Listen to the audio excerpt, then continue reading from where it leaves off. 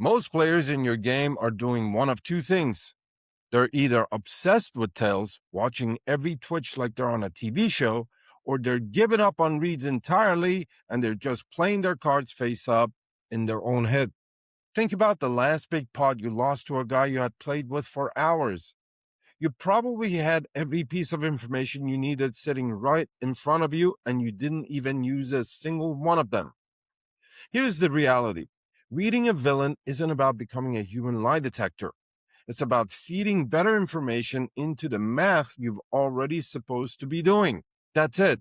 That's the entire skill of live tells. A guy looks nervous and you decide he's bluffing. That's not a read. That's a guess, but a fancy one. A crusher asks a different question. What does his line represent? What range does he show up with on the river? What are my pot odds? And does what I'm seeing in front of me make that range more or less likely? How your opponents look, sound like, what tells they're giving off or not, their behavior. That behavior is evidence. It's not a verdict. Here's the science behind it, and it's a lot simpler than you think. Humans leak information because of stress. When someone lies or faces uncertainty, their nervous system changes. And that shows up in breathing, muscle tension, movements, and voice. But there's another part to consider. There is no universal bluff tell. There's only a deviation from a player's normal behavior. That's the entire science, deviation from baseline. And that means you can't read anyone until you first know what normal looks like for them.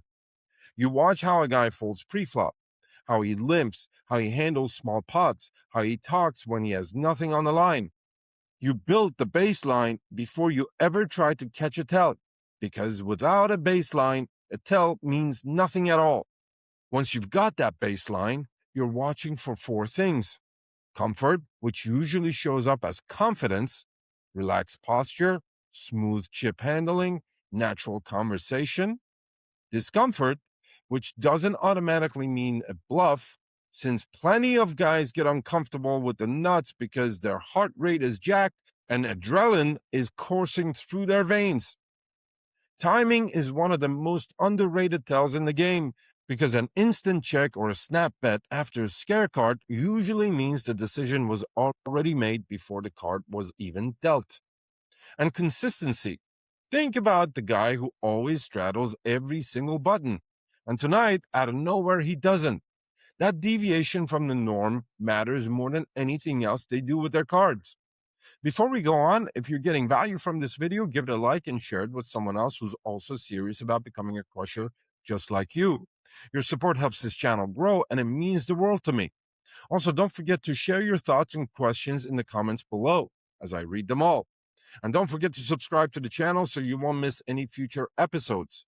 And feel free to tip me with a super thanks in proportion to the value you're getting from these videos. It helps me keep putting out videos just like this one, and I appreciate every single one of you who contributes. Now let's talk about the mistake that ruins most players' nights in tough spots, and that's trusting one tell by itself. A single tell doesn't tell you anything. It's just random noise until you've got company. Picture a loud guy at your table, the one who's got a story for every hand. And suddenly, he's dead silent in this one river spot. His breathing gets shallow. He freezes right after he bets. And his sizing is bigger than anything he's shown you all night. That's not one thing anymore. That's four things pointing in the same direction. And that's when a read is actually worth acting on. People love to talk about microexpressions. I'm going to tell you right now, forget it. Forget it, forget it, forget it. The lighting is bad. Distance is far. The guy wears a hat, sunglasses, and you're never building a winning strategy around catching a half-second flicker in someone's face. Watch the hands instead. Chip fumbling, rushed betting, protective card gripping. That's where the tension actually lives. And hands are a lot harder to fake than the face. Speech is another one that gets overlooked, and it's just as valuable. Weak players over-explain. You probably got me. I guess I'll bet. Strong players actually get quiet because when your hand is strong, you don't need to sell anything. The less a guy needs you to believe him, the more you should probably believe him. But none of this replaces the math. And I need you to really lock this in because I learned this one the expensive way.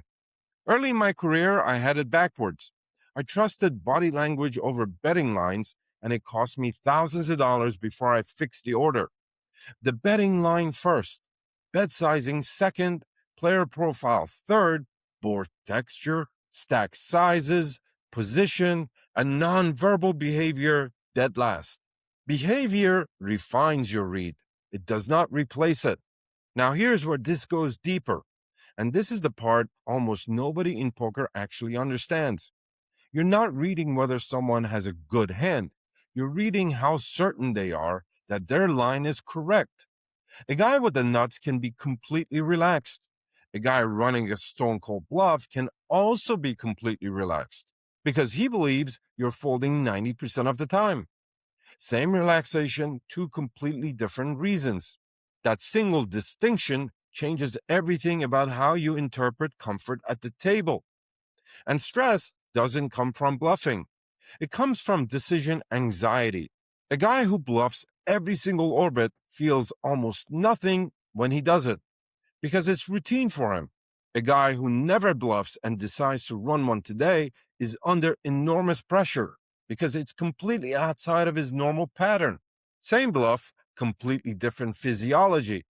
You're not reading the cards, you're reading how foreign that decision is to that specific human being. And that same idea explains something almost everybody gets backwards, which is the exhale after the bet. The biggest leak doesn't happen after the chips go in. It happens right before, in that tiny transition between the decision and the commitment.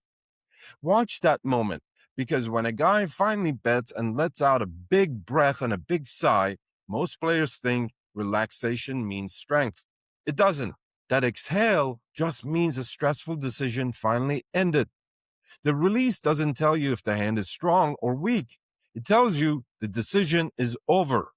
And if you want to see where that stress actually lives, forget the eyes, watch the neck instead.